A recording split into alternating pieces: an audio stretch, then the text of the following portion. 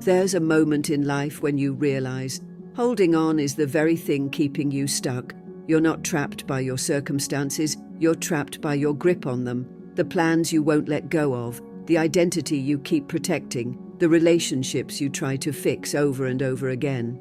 And the truth is, it's not making things better, it's exhausting your spirit. In the teachings of the Buddha, clinging is described as the root of all suffering, not because wanting something is wrong, but because our fear of losing it becomes stronger than our faith in life's unfolding. Today's video is about that shift. The one that happens when you finally let go, not out of weakness, but out of wisdom.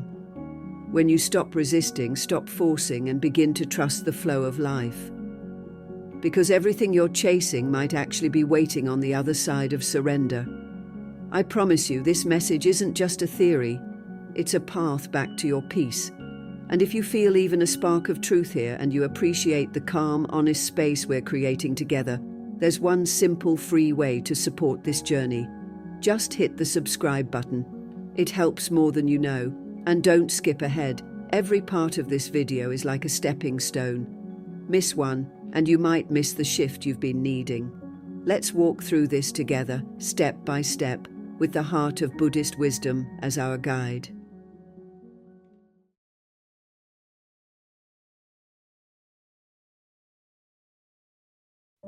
Some days feel heavier than others, not because something dramatic has happened, but because there's this constant background tension in the mind. A pressure to keep everything together, to get everything right, to somehow hold the entire weight of your life with both hands without dropping a single piece. We tell ourselves that if we don't stay on top of everything, things will fall apart. That if we loosen our grip even slightly, everything we care about might slip away. But what if that belief is the very thing creating the stress we're trying to avoid? What if the effort to control is actually the source of our suffering? The Buddha taught that one of the greatest causes of human pain is attachment, not just to people or possessions, but to expectations, identities, outcomes, and the illusion of control. We crave certainty. We want to know how everything will turn out. And so we plan. We predict, we micromanage every part of our day and every part of ourselves. We think control will give us safety, but here's the paradox. It rarely gives us peace. Because life by its very nature is uncertain, and trying to hold it still is like trying to hold water in your fist. The tighter you squeeze, the more it slips away. Think about it. How many times have you gone over a situation in your head again and again, convinced that if you just thought about it hard enough, you could make it go your way? How often have you tried to fix someone else's reaction, rewrite a conversation, or plan your day down to the minute, only to end up disappointed or anxious when life had other plans? We do this not because we're flawed, but because we're afraid. We're afraid that if we're not in control, we're vulnerable. But the truth is, control doesn't protect us, it just wears us out. In Buddhism, there's a phrase, let go or be dragged. It sounds intense, but it's a truth most of us live without realizing it. When we try to hold on to things that are naturally shifting, relationships, situations, phases of life, we're dragged emotionally, spiritually, and even physically. Our peace is pulled apart by our own resistance. The Buddha encouraged us to instead practice non-attachment, not as a way of caring less, but as a way of suffering less. He didn't say don't love or don't try. He simply showed us that clinging makes love feel like pressure and effort feel like a burden. Non-attachment invites us to engage with life fully, but with open hands. It says, be here, be present, do your best, but let go of needing it all to go your way. That's where true freedom lives, in that space between trying and forcing, in that breath between effort and obsession. When you let go, you don't lose control, you lose the illusion of it. And in its place, something much more powerful emerges: peace, presence, trust. Letting go doesn't mean you stop caring, it means you stop gripping, you stop tying your worth to what happens or doesn't happen. You stop believing that your value is dependent on how perfectly life behaves. And from that place, something unexpected begins to unfold. Life doesn't fall apart, it falls into place. Not always the place you imagined, but often the place you most needed.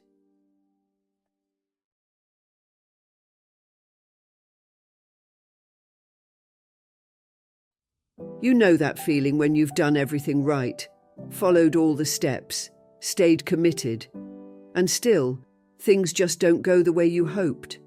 It's frustrating, and the more you want something, the harder it becomes to let it go. You feel like if you just try a little harder, hold on a little longer, maybe you'll finally get it. But here's what no one tells you. Sometimes, holding on is the very thing pushing it away. It's not your effort that's the problem, it's the fear underneath it. The fear of what will happen if you loosen your grip. The fear of what you might lose. But Buddhism teaches something deeply freeing. When we stop needing things to go a certain way, we begin to see life as it truly is. Not as we've imagined it, not as we've tried to control it, but as it's unfolding right now. Buddha spoke of non-attachment, not as a call to indifference, but as a path to inner peace. Non-attachment doesn't mean you don't care. It means you care without being ruled by outcomes. You can love someone deeply and still let them go. You can pursue a dream with passion and still be at peace if it evolves into something else. This isn't a weakness. This is strength. A quiet, grounded kind of strength that allows you to remain centered no matter what life throws your way. It's the power to stay soft in a world that hardens hearts. And when you reach this state, when you stop tying your identity to external results, something incredible happens. You start to feel free. Think about how much energy we lose chasing validation, forcing plans, clinging to relationships that no longer nourish us. And think about how different things feel when you release the need to force anything. Instead of asking, will this work out the way I want? You start asking, is this true for me right now?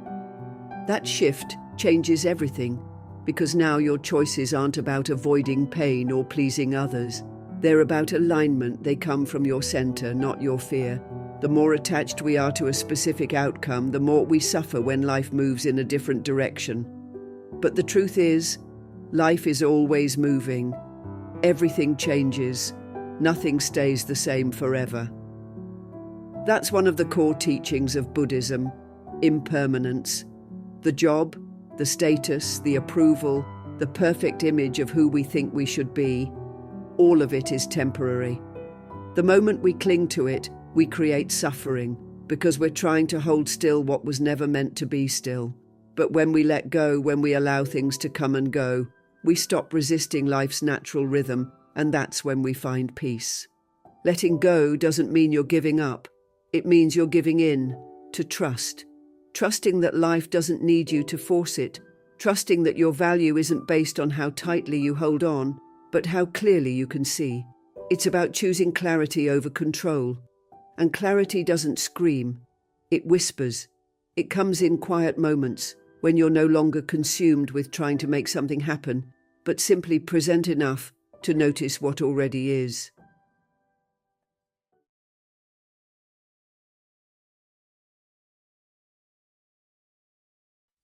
Sometimes the mind feels like it just won't stop talking. It keeps going, spinning, analyzing, trying to predict every outcome before it even happens. You lie awake at night replaying a conversation from earlier that day or worrying about something that hasn't even come true. And maybe deep down, you tell yourself this is being productive, that by thinking things through over and over again, you're somehow protecting yourself. But the truth is, you're not moving forward, you're just stuck in your head, caught in a loop. And it's exhausting. Buddhism has a word for this state: the monkey mind. The mind that jumps from branch to branch, never still, never satisfied, always reaching for the next worry. The Buddha knew that a mind left unchecked would exhaust us before life even had a chance to. That's why mindfulness isn't just a peaceful practice, it's survival for the soul. When we overthink, it often comes from fear, not wisdom. We want certainty, we want guarantees. So we create stories, mental rehearsals, imaginary arguments, and endless plans. We stir the waters of our own minds until they become so cloudy we can't even see what's real anymore.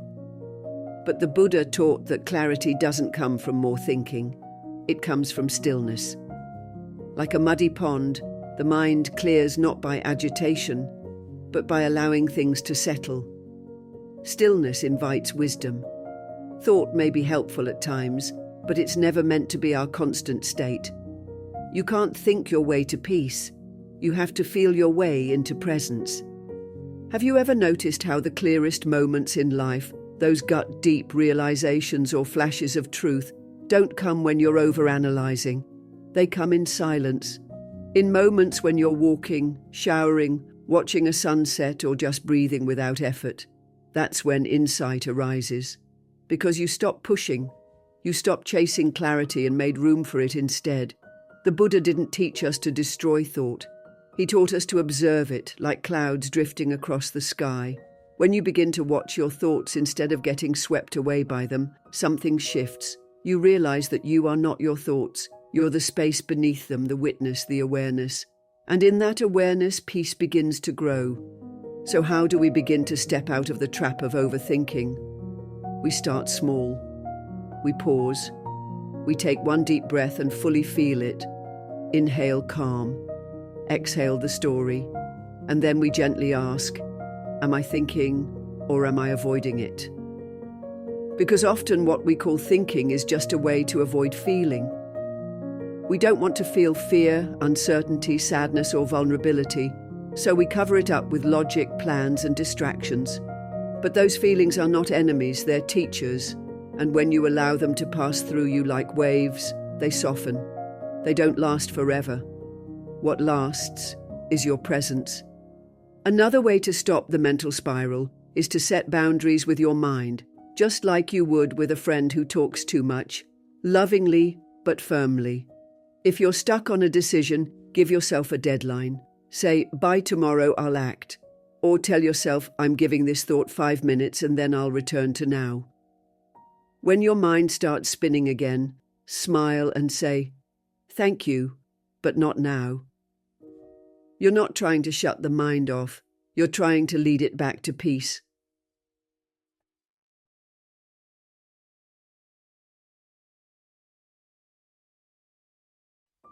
Some people call it love, others call it compassion. But what it often becomes, without us realizing it, is a quiet form of control. We give so much of ourselves, not just our time and energy, but our peace. We say yes when our heart whispers no. We check in constantly, take on responsibilities that aren't ours, and hold together things that were never meant to be our burden. And while the world may praise this kind of selfless devotion, deep down we feel the cost. It's a kind of emotional exhaustion that doesn't just wear out the body, it drains the soul. We believe we're helping, but in truth we're gripping too tightly. And that grip? It's fear in disguise. In Buddhism, the balance between loving kindness and attachment is one of the most misunderstood aspects of the path. The Buddha never taught that we should stop caring. He taught that we must care wisely, that real compassion is spacious, it doesn't cling, it doesn't smother, and it doesn't make someone else's suffering our entire identity. When we care without boundaries, what we're really doing is trying to avoid the discomfort of letting others struggle, make mistakes, or walk their own path. We become over-responsible not out of pure love, but because we're afraid. Afraid that if we stop holding it all together, it might all fall apart. But the truth is, most of it was never ours to hold in the first place. Think about this. When was the last time you said yes out of obligation instead of love? When was the last time you carried someone else's emotions because you felt it was your job to make it better? These patterns can feel noble, even spiritual, but they often come from an ego that's dressed up like a caretaker. The ego says, if I just try harder, give more, fix this perfectly, then everything will be okay. But Buddhist wisdom reminds us that trying to control outcomes through overgiving is still attachment. And attachment, even in beautiful clothing, still leads to suffering. So what does wise caring look like? It looks like a presence without pressure. It means sitting beside someone in pain without rushing to solve it. It means offering love without demanding how it's received. It means helping from a place of stability, not from a desperate need to be needed. When we care from presence, not performance, we give others the dignity of their own journey. We stop being saviors and start being space holders. This isn't indifference, it's trust. Trust that life is unfolding for them just as it is for us. Trust that growth doesn't need to be micromanaged. It needs room to breathe. This also applies to how we treat ourselves. Some of us are so busy pouring into others that we forget we have a cup. We treat rest like laziness and self-care like a luxury. But the Buddha was clear. There is no enlightenment without compassion for the self. You don't have to earn your right to breathe. You don't need to be everything for everyone to be worthy of love. In fact, the more you let go of that expectation, the more your true kindness can shine. One that isn't fueled by exhaustion or fear, but by quiet inner peace.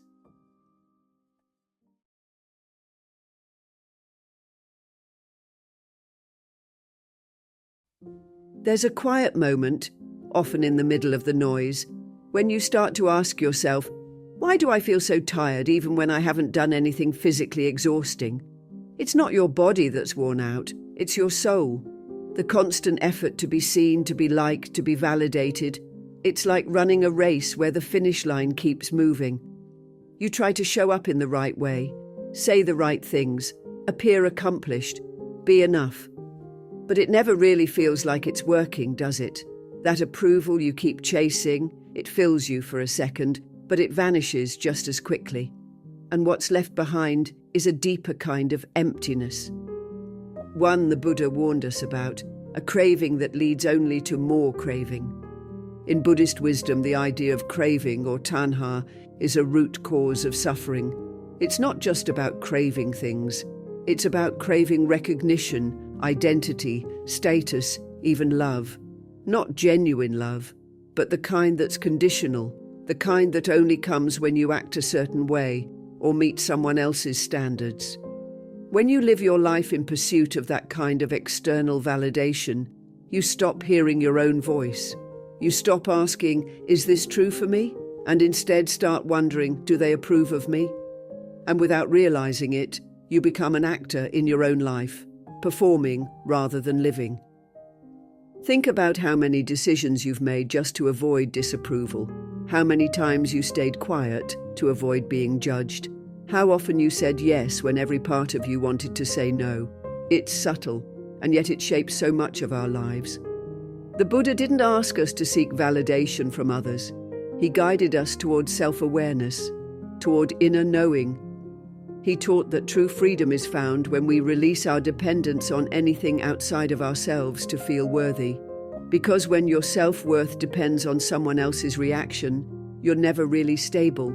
You're always at the mercy of shifting opinions, moods, and expectations. Now, ask yourself this honestly. If no one praised you, would you still be proud of your actions? If no one clapped, would you still dance? If no one acknowledged your growth, would you still keep evolving? These questions reveal what you truly value, and they point you back to your center, the quiet place inside you that knows your worth without needing it confirmed. Buddha taught that truth is not found in the applause of the crowd, but in the stillness of the heart. When you no longer crave validation, you begin to act from alignment, not performance. You speak your truth not to convince, but because it's true. There's a practice I return to often, and maybe it will help you too. At the end of each day, take a moment and name 3 things you did that felt true, not impressive, not popular, just true. Maybe you said no to something that drained you. Maybe you stood up for someone who couldn't. Maybe you simply took care of your own heart. Let those moments be your measure.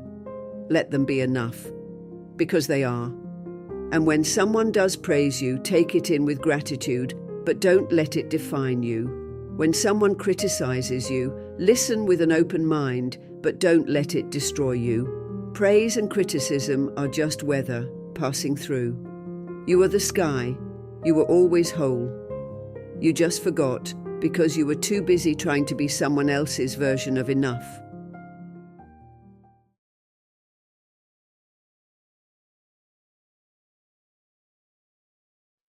Sometimes life doesn't fall apart because something is wrong. It falls apart because something deeper is trying to emerge.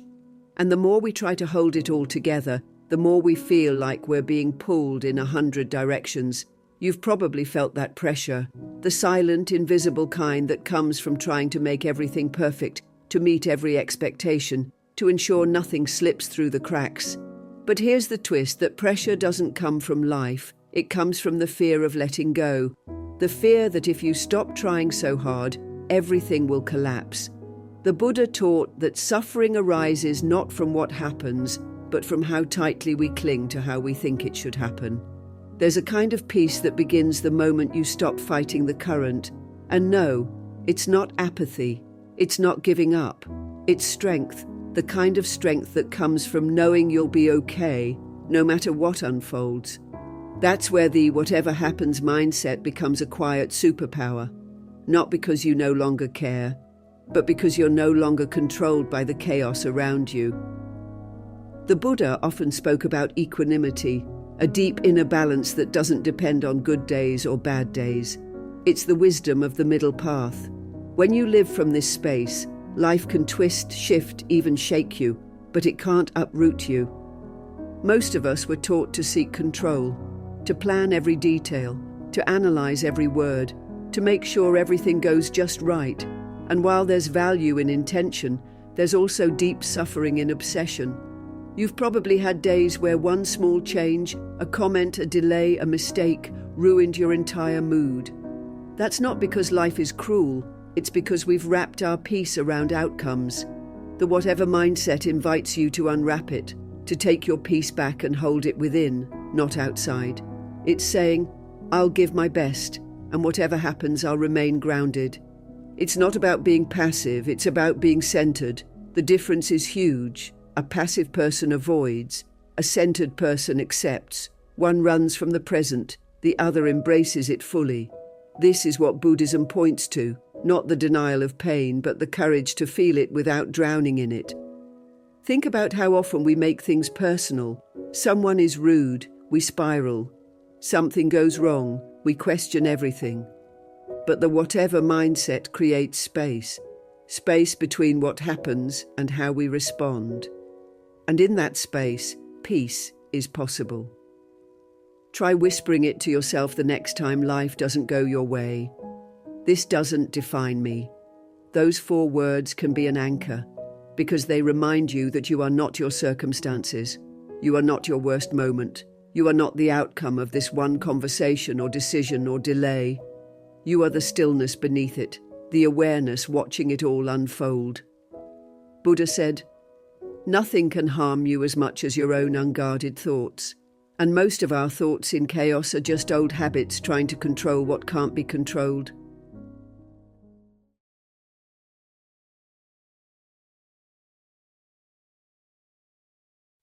Some days your mind just won't stop. It jumps from one worry to the next, bringing up memories you'd rather forget and creating problems that don't even exist yet. One minute you're fine, and the next, you're tangled in stories your thoughts created. And it's exhausting, right? It feels like you're living in a storm that never ends. But here's something few people are ever told. You are not your thoughts. That voice in your head, the one that criticizes you, judges others, replays conversations, or imagines worst-case scenarios. It isn't you. It's just a voice, just noise. And in the teachings of the Buddha, learning to see that distinction is one of the most powerful steps toward inner freedom. The Buddha taught that the mind is like a wild monkey, constantly jumping from one branch of thought to another. It grabs at pleasure, flees from pain, obsesses over the past, and fears the future. But you are not the monkey. You are the one watching it. You are the awareness behind the thoughts, the sky behind the clouds. And this shift, this quiet realization, changes everything. Because when you understand that your thoughts aren't you, you no longer have to obey them. You can watch them come and go, just like the clouds pass across the sky without disturbing the sky itself. Think about how many times a thought has ruined your entire day. Maybe someone said something critical, or you made a small mistake, and suddenly your mind spiraled. You started questioning your worth, doubting your choices, and replaying every wrong move.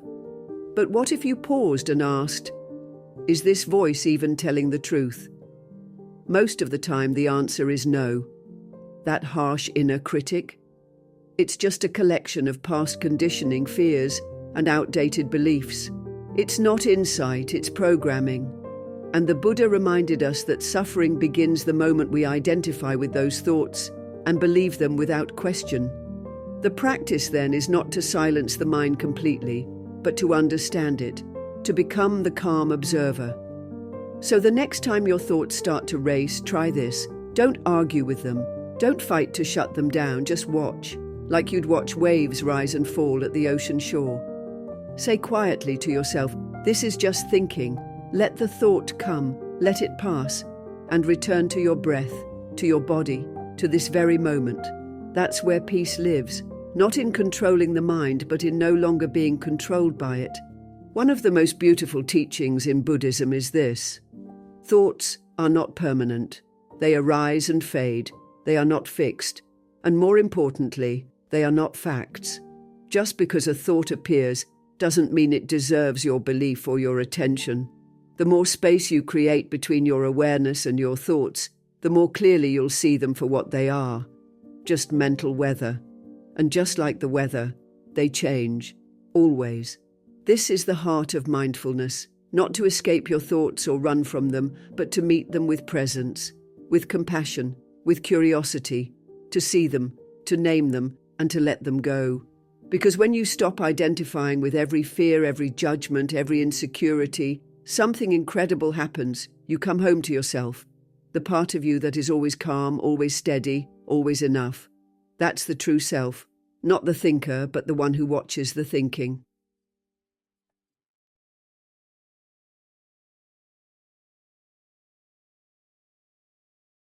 Sometimes the most powerful moment in your life isn't when you finally get what you want. It's when you accept that you don't need to chase it anymore. There's this shift that happens quietly inside your heart. You stop grasping, you stop controlling, you stop believing that your value is tied to how well you can hold everything together. And in that stillness, something soft but profound rises up. You begin to trust the flow instead of resisting it. You begin to let go, not because you've given up, but because you finally understand. There's a deeper rhythm to life than your fear can comprehend. In the Buddhist path, this isn't called failure. It's called surrender. And surrender, despite what the world tells you, is not the end, it's the doorway. Buddha taught that clinging is the root of suffering, but clinging doesn't always look like desperation. Sometimes it looks like perfectionism. Sometimes it looks like working endlessly, trying to fix something, trying to prove something, trying to keep everything under control. We're taught to measure strength by how tightly we can hold on. But in truth, real strength is found in how gracefully we can let go. Surrender doesn't mean you stop caring. It means you stop suffering over what's not in your hands. It's the moment when you decide to stop swimming against the current and allow the river of life to carry you. And when that moment comes, it doesn't feel like weakness, it feels like peace. You might be holding on to something right now, a version of yourself, a specific outcome, a relationship, an old dream, a fear that keeps looping in your mind. And you've probably been telling yourself that if you just try harder, if you just hold on tighter, maybe you'll figure it out. But what if it's the holding on that's actually keeping you stuck? What if the clarity you've been searching for only appears when you release the grip? The Buddha didn't ask us to become passive. He asked us to become present. And when you're truly present, you see things as they are, not as your fear paints them to be. From that space, letting go is no longer something you force, it becomes something natural. There's an old story from the Buddhist tradition about a man crossing a river. He builds a raft to get across safely. Once he reaches the other side, He picks up the raft and starts carrying it with him through the forest. It's heavy. It slows him down, but he won't let it go because it once helped him. The Buddha asked his disciples, "Is it wise to carry the raft after its purpose is complete?" We do this in our own lives all the time. We carry old coping strategies, old identities, old relationships, long after they've served their purpose. Surrender is simply recognizing when something no longer belongs on your back and setting it down with gratitude, not guilt. Try this the next time you feel overwhelmed or emotionally tangled. Instead of asking, "How can I fix this?" ask, "What can I release?" Maybe it's your timeline, maybe it's someone else's approval, maybe it's the story you keep telling yourself about what has to happen for you to be okay. Let that go, even if just for a breath. Notice how your body softens. Notice how your mind clears. That's not giving up. That's wisdom in action. You're making space for what's real instead of clinging to what's gone.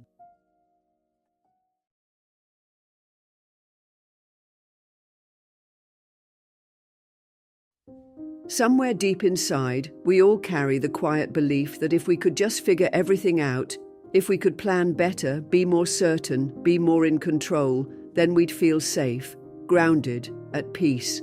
But life, as the Buddha reminded us again and again, is not meant to stay still. It changes, it moves, it transforms.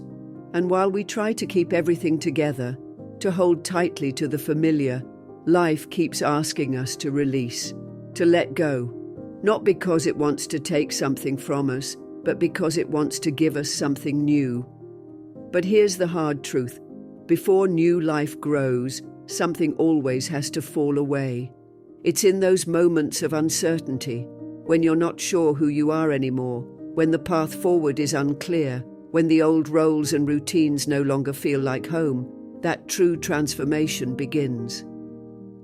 The Buddha called this groundlessness, and instead of running from it, he taught us to embrace it. Because it is only when the old identity begins to dissolve that something deeper can emerge. But we resist. Of course we do. We cling to labels, to relationships, to stories about ourselves, not because they're always true, but because they're familiar. And the familiar, even when painful, often feels safer than the unknown. Think of nature. Trees don't resist the fall. They shed their leaves completely, exposing their bare branches to the cold air, because they trust that spring will come. They don't panic when the ground changes beneath them. They adapt. They surrender. In Buddhist practice, we're invited to do the same. When life feels uncertain, we're asked not to harden, but to soften. Not to rush forward, but to pause. Because it's in the pause that wisdom rises. It's in the letting go that space is created for healing, for insight, for becoming. You might be in one of those seasons right now, where things you once counted on no longer feel stable. Maybe a role you've played is no longer fulfilling. Maybe the people around you no longer feel aligned. Maybe the version of yourself you've been clinging to is slowly fading.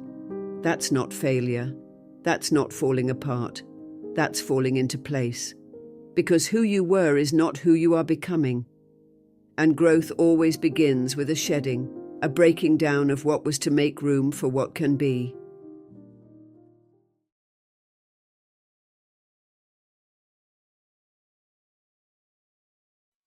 Some of the most peaceful people you'll ever meet aren't the ones with the calmest lives. They're the ones who learned how to see life as it is. They didn't get there by controlling every detail or avoiding discomfort. They got there by learning how to stay present when things got messy. The Buddha taught that peace doesn't arise from perfection. It arises from presence, from being fully here, not clinging to how things used to be, and not anxiously jumping ahead to what might come next. It's not easy. Our minds are always trying to plan, fix, escape. But what if the very thing you're trying to escape, this moment, is the only place where healing and clarity truly exist? We spend so much of our lives managing life instead of living it. We script our responses, micromanage our days, try to predict outcomes, so we feel safe. But that kind of control, though it feels comforting, slowly pulls us away from ourselves. It makes us anxious, reactive, exhausted, and worst of all, it separates us from the wisdom of the moment. The present moment isn't just something we pass through, it's a living, breathing guide. When we slow down enough to listen to it, we begin to notice patterns, signs, opportunities, and subtle nudges that are otherwise drowned out by the noise of control. That's why the Buddha placed so much emphasis on mindfulness, not as a trendy buzzword, but as a sacred doorway into our deepest truth. When you stop trying to force the moment to be something else, you make room for it to become what it's meant to be. That's the quiet magic of surrender. Not apathy, but openness. You move through life not with clenched fists, but with open hands. Instead of reacting to everything with judgment, fear, or frustration, you begin to respond with curiosity. You start asking, what is life asking of me right now? That one question changes everything, because instead of running from what is, you begin to move with it, and in that movement, a strange peace arrives. Not because the situation is easy, but because you're finally in alignment with it. There's a kind of power that grows in people who can stay steady in the middle of change, not because they don't feel fear or sadness, but because they trust something deeper than the moment. They trust the unfolding. In Buddhism, this is called equanimity, the ability to remain balanced in the face of both gain and loss, praise and blame, joy and sorrow. It's not about being emotionless. It's about being rooted in awareness, so emotions can move through you without dragging you under. When you let the moment lead, you're no longer a prisoner of your preferences. You're a student of life itself. And that's when things begin to fall into place, not because you forced them to, but because you finally stepped out of the way. The relationship that always felt hard suddenly softens. The confusion that filled your mind begins to clear. The answers you were searching for stop hiding. Not because you chased them, but because you stopped running from yourself. This is why the Buddha taught that awakening isn't about acquiring something new. It's about uncovering what was already there beneath the layers of fear and control.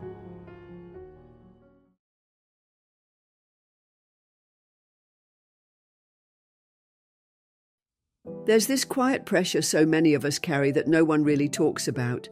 The need to hold everything together. Not just our own lives, but everyone else's too. You might feel it right now without even realizing it. That constant buzzing in your mind, the tension in your shoulders, the feeling that if you stop managing, fixing, helping or solving, everything might fall apart. But what if that pressure is exactly what's keeping you from peace? In the teachings of the Buddha, there's a deep understanding of boundaries, not as walls that shut people out, but as wisdom that keeps your inner world from being overrun.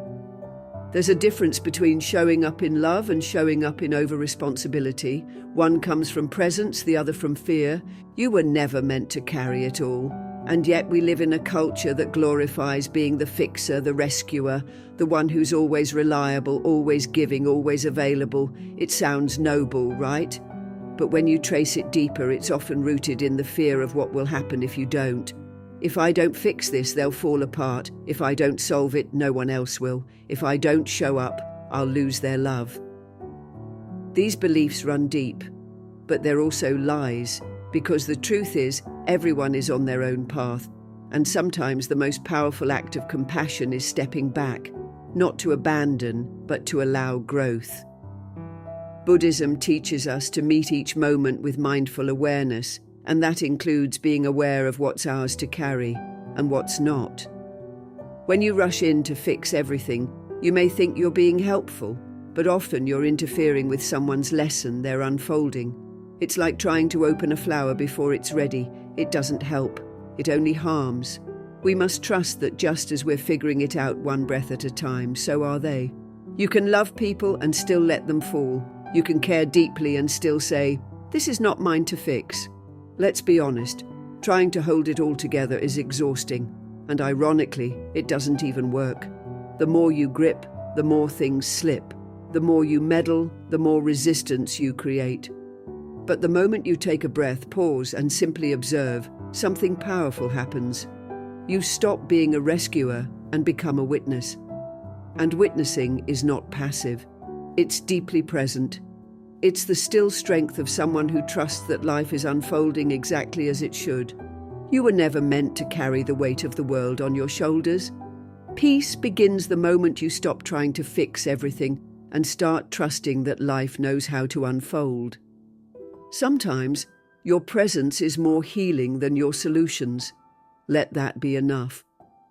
If this message spoke to something deep inside you, I invite you to watch one of the videos on your screen. It might be the next step in your journey. And as always, thank you for being here, for showing up, and for being part of this beautiful Buddhist journey.